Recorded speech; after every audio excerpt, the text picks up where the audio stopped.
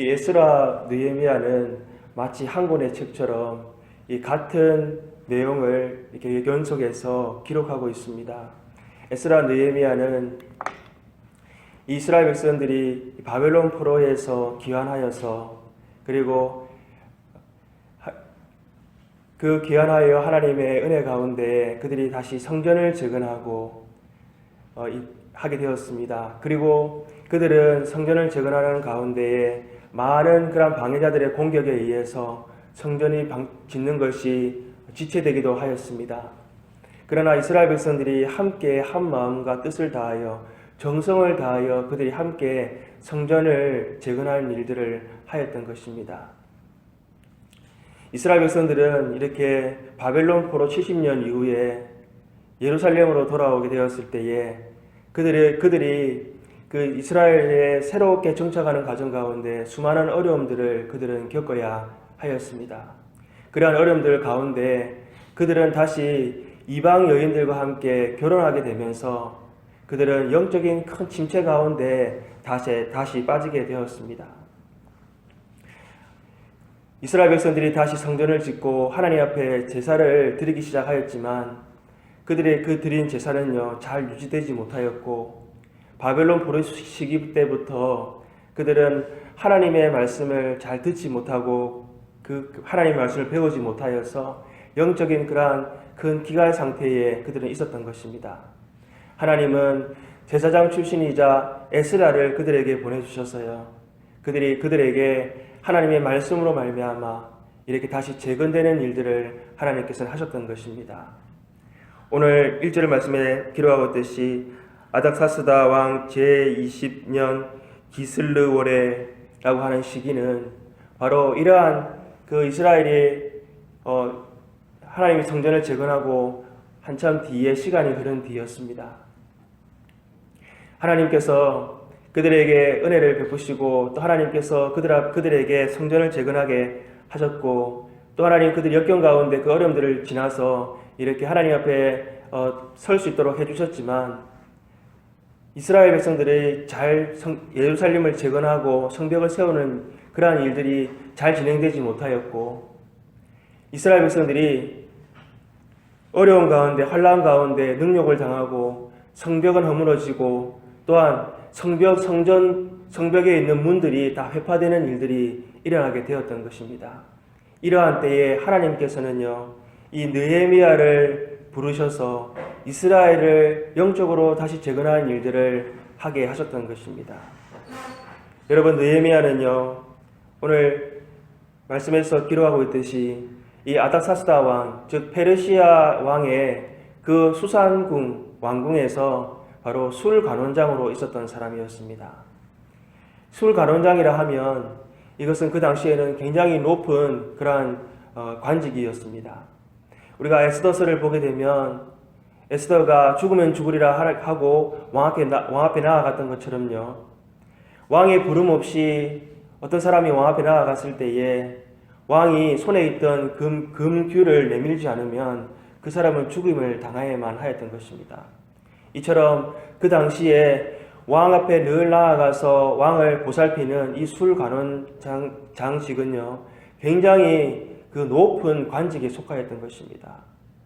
즉 이스라엘 백성들 포로로 잡혀온 이스라엘 백성들 가운데에서 몇 안 되는 정말 높은 관직에 오른 그러한 출세한 사람이 바로 이 느헤미야였습니다.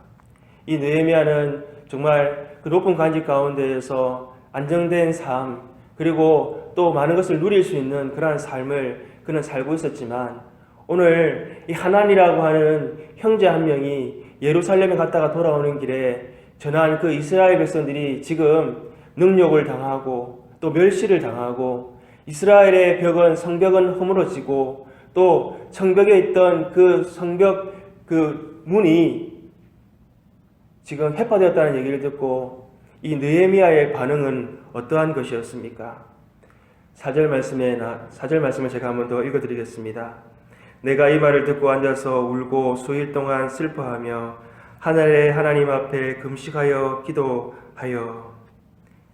느헤미야는 마치 이스라엘의 그 죄로 말미암아 지금 벌어지고 있는 이 일이 자신의 그러한 죄요, 자신의 그러한 아픔이라고는 것을 고백하면서 그는 하나님 앞에 울고 그리고 슬퍼하면서 금식하며 하나님 앞에 탄식하며 지금 기도하고 있다는 것을 우리가 볼 수가 있는 것입니다.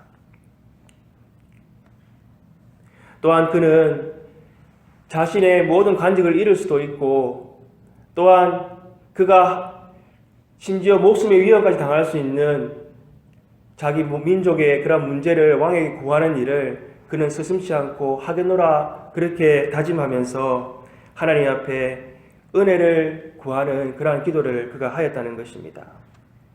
오늘 우리가 느헤미야의 기도를 보게 되면요, 9절 말씀에 나와 있는 것처럼 이스라엘 백성들이 하나님 앞에 죄에서 회개하여 돌이킬 때에 하나님께서 예루살렘을 회복시켜 달라고 그는 간절히 나라를 위해서 이스라엘의 백성을 위해서 그는 간절하게 하나님 앞에 통회하고 자복하며 기도하고 있다는 것을 우리가 알 수가 있습니다. 여러분, 수상궁에서 정말 안전 보장되고 또 그 높은 관직에서 많은 혜택을 누리며 살아가고 있던 이 느헤미야가 왜 이렇게 모든 자신의 관직도 정말 감수하고 위험도 감수하고 이렇게 기도하면서 왕에게 나아가려고 하였을까요? 하나님께서 이 느헤미야를 들어서 사용하시는, 왜 느헤미야를 들어서 사용하셨는가 하는 것을 우리가 볼 수가 있는 것입니다. 느헤미야는 먼저 하나님의 나라를 늘 바라보는 그러한 사람이었습니다. 이스라엘 백성들은 포로 70년 동안에 하나님께서 정말 예레미야를 통해서 하신 그 약속의 말씀이 이루어질 것인가에 대해서 그들은 기대하지 못하였습니다. 이스라엘 백성들이 예루살렘으로 돌아왔을 때에 꿈만같이 그들이 예루살렘을 다시 재건하고 하나님의 그러한 놀라운 영적인 회복의 일들을 하나님께 허락해 주셨지만 그들은 다시 이방 여인과 결혼하면서 그들이 포로로 잡혀가게 되었던 다시 그 상황 가운데 그 상황 같은 죄들을 다시 그들은 반복하였던 것입니다. 그러나 느헤미야는요, 비록 그 페르시아의 수상궁에 있었지만 늘 하나님의 나라를 바라봄으로 말미암아서 그는 하나님께서 바사왕 고레스를 통해서 이스라엘을 이렇게 다시 귀환시키는 일을 보고는 페르시아의 왕들 위에 역사하시는 하나님이시구나 하는 것을 그는 보게 되었던 것입니다. 이스라엘 백성들 가운데 역사하시는 하나님, 그 언약을 신실하게 지켜나가시는 하나님을 그는 바라보았던 것입니다. 그리고 누가 이스라엘에서 갔다가 돌아오는 사람이 있으면 이스라엘의 동포의 소식을 묻고 이스라엘이 어떻게 되어가는지 그는 늘 물었던 것입니다. 그리고 이스라엘 백성들이 지금 고난을 당하고 그들이 멸시를 당하고 이스라엘의 성벽이 헐어졌다고 하는 소식을 들었을 때에는 그는 하나님 앞에 눈물로 기도하고 탄식하며 그는 하나님 앞에 자복하면서 이스라엘의 회복을 위하여서 그는 기도하였던 것입니다. 왜 하나님께서 느헤미야를 들어서 이스라엘을 재건하는 일들을 사용하셨습니까? 그것은 두 번째로 느헤미야는 늘 기도하는, 하나님의 나라를 위해 기도하는 사람이었다는 것입니다. 우리가 느헤미야서를 쭉 보게 되면요, 느헤미야는 늘 하나님 앞에 기도하는 그런 사람임을 우리가 볼 수가 있습니다. 왕 앞에 나아갈 때에도 그는 하나님 앞에 기도하며 하나님 앞에 내가 이 왕 앞에서 은혜를 있게 해달라고 그렇게 기도하였습니다. 그리고 그가 왕의 은혜를 입어서 예루살렘으로 돌아가게 되었을 때에 그가 성벽 공사를 시작하게 되었는데 그때 적들의 공격 가운데서도 하나님께 기도하고 그 적들을 하나님께서 이렇게 막아달라고 늘 기도하는 그런 느헤미야였던 것입니다. 오늘 우리가 보듯이 느헤미야가 이러한 이스라엘 예루살렘의 그런 슬픈 소식을 들었을 때에 그는 하나님의 나라를 위해서 눈물로 기도하고 하나님 앞에 정말 탄식하며 기도하는 사람이었다는 것을 우리가 볼 수가 있는 것입니다. 우리는 느헤미야의 기도를 통해서 우리의 기도를 돌아봐야 될 줄로 믿습니다.